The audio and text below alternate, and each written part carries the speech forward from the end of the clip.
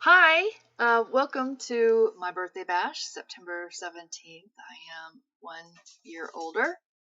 Yay. Um, I'm starting out the birthday bash with Darksoul.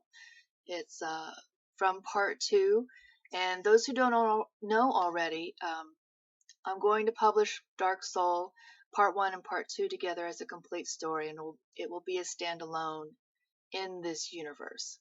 For part one, I did make changes to the events near the end of the part uh, because I thought certain things happened too fast and were rushed, um, and I wanted to extend that out and do that properly. Plus, I wanted to add elements that would support other standalones in this universe because it's a fun playbook. It's fun to play in this sandbox. But I did want to do a series, so they're gonna all be standalones if I get around to writing anything else in this universe. Um,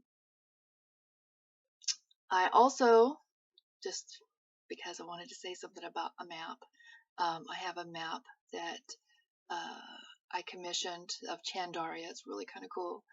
And since the story came in at 115K, I planned also to have a paperback of the book. And so there would be the ebook, paperback, and if it's well received, I'm considering maybe an audiobook, which would be kind of cool because I like audiobooks, but it really depends on how well it's received. If it's not well received, I probably won't go there. This seeding's from the beginning of part two. This is about Ronan, who is Gabe's best friend. He's almost like a brother to Gabe. They grew up together. They're tight. He has some problems of his own, and this takes place, if you've read the part one, this takes place after the battle in the park where Sunder has taken Gabe up to his ship for safety. Um, and that's, I'm not going to give any more away, I'll just read it. So this starts right in the middle of the story, and I don't think it gives away too many spoilers. Well, not hardly any. If somebody's read part one, you kind of know what's coming. But this is more about the relationship between Ronan and Gabe, and more about Ronan himself, which he was sort of an enigma in the first part. And so I wanted to expand on that because Ronan has a much bigger part in the story in this second half. And the reading is going to be a little long. It'll be about 20 minutes after when I, actually start. So here we go. And I apologize for the stumbling. I really do. I can't tell you how many times I've read this aloud and it still gives me issues. So sorry about that. The sun had set almost an hour ago, but still Ronan's sensitive nostrils stung. The streets held the scent of hot asphalt, overlaying the decay of charred food and sometimes sewage, depending on which alleys Ronan slipped down. At times like these, he missed the old suburbs on the outskirts of the city. His parents lived among expansive green lawns and century-old trees shading his family land. Foliage and loamy soil were much easier on his senses than the unwashed city streets. He and Gabe had been living in the city proper since their first year of college. He didn't regret living in the urban area all the time, but there were days he missed how home smelled. Moving around shadowed corners, Ronan listened and watched for any hint of pursuit. He doubled back along his route several times already. The tail he spotted earlier in the day hadn't been seen again, but he was still cautious, just in case the bastard found him. Silent, he climbed the well-kept fire escape and ran hunched across the gravel rooftop to the shade provided by the two HVAC units. From there, Ronan could see across the way to the building next door and the third floor of the warehouse where Gabe lived. The curtains were wide open, revealing a dark interior. Laying his duffel down gently, he sat prepared to wait. Before Gabe called and asked Ronan to watch his place, Ronan had already guessed Gabe would be leaving with Sunder, at least for the time being. It was probably a good thing, Gabe leaving. It would have been harder to keep the elders away from him, especially now. Already they were livid with him for putting Gabe in Sunder's path. He tried to tell them Sunder and Gabe had crossed paths before, that the connection had already been established, but the elders refused to listen.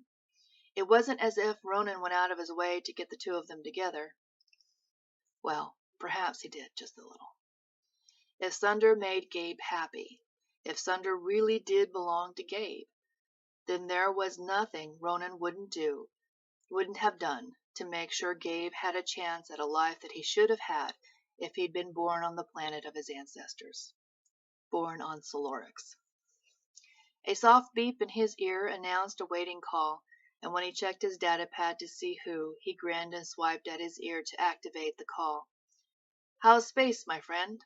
Ronan made his voice light, even though he already missed Gabe deeply. "I'm feeling very small," Gabe replied with a soft chuckle. "I need to learn Sunder's language, otherwise I'll get lost every time I leave his cabin." "Why are you whispering?" Ronan found himself mimicking Gabe's quiet tone. "Sunder's asleep and I don't want to wake him." "There are videos all over the internet of the thing at the park. Are both of you all right?"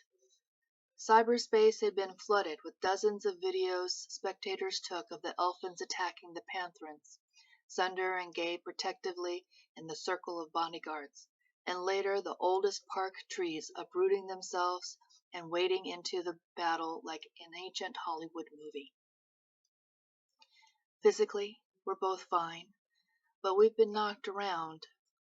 I don't want to say crazy, but this has definitely been out of the norm experience and emotionally taxing. Sunder took another hit today. Royal politics suck. What about you? Are you okay? You said you were when we spoke before, but honestly, Gabe sighed deeply. I don't know how I feel. Sunder trusted me enough to show me this beautiful part of himself. God, Ronan, I wish you could have seen what I did. I don't think I could describe it well enough to. I swear I saw his soul. It was unlike anything I'd ever seen before. Ronan grinned, glad Gabe wasn't on video chat, because even though he was happy for Gabe, that joy was mixed with sorrow. Gabe knew him too well and would read it in his expression no matter how hard Ronan attempted to hide his feelings. Gabe's voice lowered, and Ronan strained to hear him. "I'm changing, Ro. I'm not sure how or what caused it. Ever since I've been with Sunder, I think. At first, I thought I was just sensitive to his magic. When I touched him, when we were intimate, I could sense it. Then, when Sunder opened himself, and then the wrongness, I did something I shouldn't have been able to do, Ro. I don't think I'm completely human." He bit back a growl of frustration. His commander and the elders had tied his hands years ago, and until the elders gave their approval, damn it. "Would it be so bad if you were not human?" "I don't know, but if I'm not, why wouldn't my parents say anything to me?" The hurt in Gabe's voice sliced through Ronan. "Maybe they were trying to protect you." He offered up the only excuse he could give without lying to Gabe. With so many times in the past, Ronan weighed the consequences against spilling everything he knew to Gabe. He would be sacrificing everything he had here on Earth, his home, his family, his future. There had to be a way to help Gabe without breaking the rules he'd been given. He was already in trouble for Gabe and Sunder meeting, and that wasn't even his fault. Yet he would accept the consequences if Gabe found happiness. How much more would he sacrificed to help his best friend. Gabe, Ronan was surprised to hear his own breath hitch. Years of arguing, of yearning to confess but not daring to. Before, his silence had kept Gabe safe, and now Gabe needed more information because he was no longer safe, was he? If Ronan's suspicions were true, what would the elders do? Ronan, talk to me. What's wrong? Would it matter any more? The movement had started when the Chandarians reached out to Earth for help. The races on Solorix were dying, and those within the movement argued for mercy. They wanted to help, but the elders steadfastly refused, moving more cautiously than those in the movement thought prudent. Please, Ro. Gabe's voice cracked with emotion. I'm sorry, Gabe. Ronan squeezed his burning eyes shut. Was he going to lose his best friend because of the secrets he held? What have you to be sorry for? Do you know something about my family that I don't? He swallowed. They won't. I can't. Damn it. I wanted to tell you. I always did, but they... Ronan swallowed again, past the lump in his throat, more scared than he'd been in a long while. What he said, what he did at this moment would change his life forever, or he could lose Gabe's trust, his friendship. You're scaring me. Are you in trouble? Someone's threatening you, aren't they? I can make Wake Sunder and have him send Paulo and a team after you. No, his voice came out too soft. No, he said again more firmly. I need to be here for a little while longer. I'm working on changing things, but everything's been happening too fast. I know you don't understand anything I just said, but I promise to explain soon. For now, you need to find your parents and tell them what happened. You gave blood to be pre-approved to attend the festival, right? Perhaps you can have one of the Chandorian doctors examine the results. I'm scared, Ro. If they find what I'm afraid they will, and you sound sure that there's something for them to discover. Ronan hated the uncertainty in Gabe's voice. He could imagine the wounded look Gabe wore. How was he supposed to choose between his family and Gabe? Ronan rubbed his temple. What if this wasn't a matter of choosing between the people he loved? It was about doing the right thing regardless of the consequences. Well, shit. Are you still going to the festival? Gabe sounded dazed when he said, I think we are. I'm not in the position to talk at the moment, but I'll meet you there. I have a couple of things to take care of. I promise to tell you everything I know. Ronan's voice gave out. Oh God, I'm really going to do this. Ro, you sound... Shit, what's wrong? Do you need me to come back? What can I do? Ronan almost lost control of his emotions right then. He'd admitted he'd been keeping secrets, and there Gabe was, willing to leave safety to help him. It's not safe for you here. You know it. Sunder knows it. Otherwise, he wouldn't have taken you to his ship. I'm not going to downplay the situation I'm in, Gabe. I'm going to be in trouble with some very powerful people. More than likely, I'll lose everything. I'll be lying if I said I wasn't scared. I don't like being separated from you. Let Paulo come pick you up and we can get through this together. Please, Ronan. There was steel in Gabe's voice, and Ronan latched on to that strength. Gabe wasn't yelling at him or denouncing him, so perhaps he hadn't screwed up too much when it came to his best friend. There are some things I need to do before I go anywhere. If you still want me to go with you when I see you at the festival, then I'll come. But Ronan wouldn't hold his breath. If Gabe walked away after everything came out, Ronan wouldn't blame him. Ro, there is nothing you can say or do that would make me abandon you. Whatever is going on, we'll get through it together. God, Ronan hoped so. All right, be safe. You too. After saying goodbye, he breathed deeply to regain control of his emotions. This was what he wanted, wasn't it? He disagreed with the elders' policy, doing what he thought best at each turn regardless. But every decision opened a rift that was now yawning too wide for him to cross back over.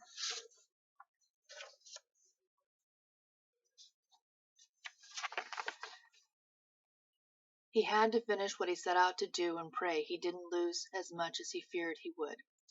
With quick fingers, he typed out several messages to his contacts, telling them to be ready to move at a moment's notice. Regardless of his personal issues, there were people who counted on him. Across the way, the lights in Gabe's flat flared suddenly. Ronan grabbed his binoculars and peered through, counting no less than 8 darkly clad men searching the rooms. With so few places to hide, the place was cleared within seconds. Most of the men filed back out of Gabe's home, but one stayed behind, moving to stand in front of the windows. When the dark mask was pulled off, Ronan drew in a breath. He'd hoped they wouldn't be searching for him this soon. The man pulled out a datapad. Ronan's line rang. For a split second, he thought about not answering, until he realized this could be the last time he spoke to anyone in his family. He tapped his ear. Pip? Where the hell are you? You need to come in now. Pip sounded angry, but then again, he always did when they spoke. Why? He challenged. What happened today can't be undone. I tried to tell them Gabe was special more than just a couple of times. Everyone ignored me, told me that I was too close to Gabe to see him clearly. He let out all his frustration and anger seep into his tone. What do you want me to say? That you were right all along? No, I want you to say that I can tell Gabe you know very well that isn't my call to make, that I don't know what else we have to talk about. God damn it, Ronan, you need to get your ass home now. Mom and Dad are worried about you. Ronan made a rude noise. And allow the elders to use me against Gabe? No. Is that what you really think of us? That we would be that underhanded? Did you not see the number of dark hunters that came out of the woodwork today? Our people aren't safe. You and I have an obligation to the others. Don't be selfish.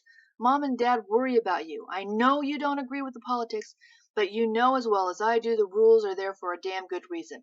I can't protect you if you keep breaking them. I don't need... Fuck. You are such a stubborn asshole. Did you listen to a word I said? As your commander, I order you to turn yourself in, Agent Ronan Rain. Right now. Heavy-hearted, he cut the connection and then watched Pip throw his datapad across Gabe's loft. He couldn't pull his gaze away. The way Pip pulled at his dark hair told him exactly how pissed his brother was. Mom and Dad were going to have to replace the punching bag again when Ronan got home. Home. Damn. He hung up on his commander, and he was going to ignore the order.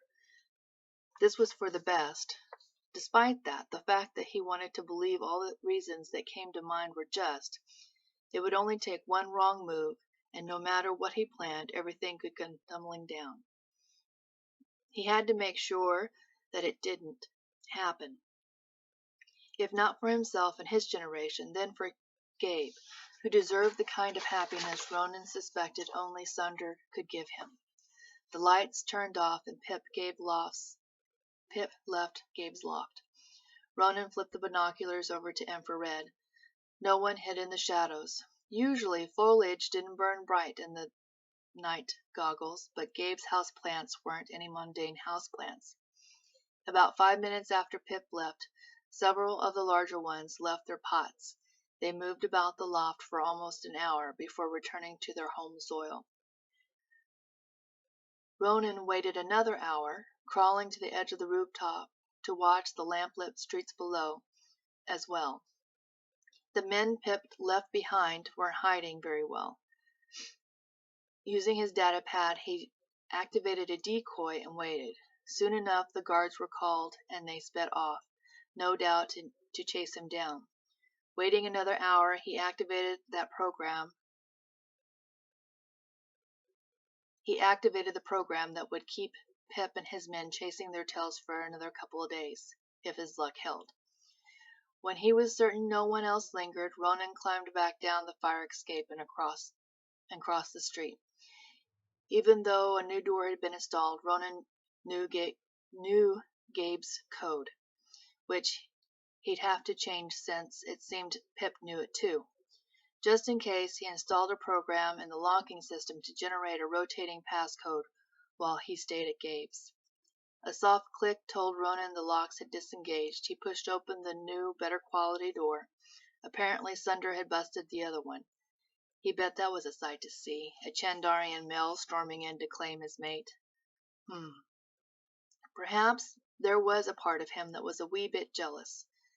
Gabe loved to tease him about how fast he went through dates, but how could he explain to his best friend that no one fit him, man or woman, and he always felt out of place, not to mention how his family would have reacted if he brought a pure human home. Besides, he held too many secrets that had to have a successful long-term relationship. A rustle behind him had Ronan turning even as he secured the locked door. His smile grew in greeting. All of Gabe's houseplants shimmied and shivered, their excitement reaching out to him, causing his heart to squeeze. Visiting Gabe always helped with his homesickness because of these little guys right here. How are my beauties? Ronan moved among them without turning on the lights, stroking leaves and testing soil. Have you been good for Gabe? You haven't given yourselves away, have you? His Faeborn is here. He's awakened her guardian. Ronan sighed wistfully. I thought so. He warned the elders not to discount Gabe, that Gabe was different from his parents and the human in him hadn't muted his abilities. That these plants were still awake proved the magic only lurked beneath the surface waiting. They had simply needed a jolt to rouse them.